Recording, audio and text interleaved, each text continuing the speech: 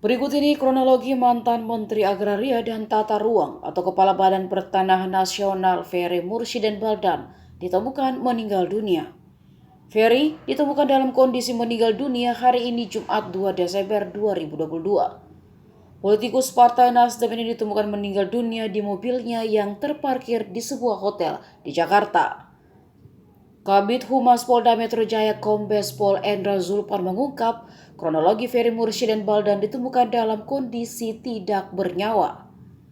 Kombes Zulpan menjelaskan berdasarkan keterangan adik ipar, Ferry diketahui terakhir menghadiri acara wisuda di Hotel Bidakara Tebet, Jakarta Selatan pada Kamis 1 Desember. Setelah menghadiri acara tersebut, keluarga tidak bisa menghubungi Ferry. Karena Ferry tak bisa dihubungi, keluarga kemudian berusaha mencari Ferry. Staf pribadi istri Ferry bernama Hermansyah langsung berusaha mencari korban.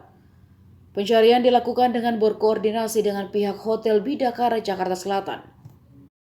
Upaya itu membuahkan hasil. Tak lama ada kabar dari Danro Security Komplek Bidakara bernama Soleh mengatakan bahwa korban ditemukan di dalam mobilnya. Setelah itu, saksi membuka pintu mobil yang tidak terkunci dan diketahui Ferry sudah ditemukan dalam keadaan meninggal dunia.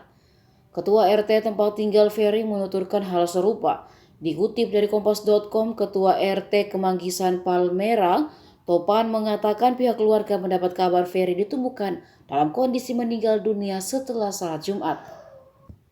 Topan mengatakan Ferry sebelumnya memang tengah mengikuti kegiatan Palang Merah Indonesia di hotel tersebut.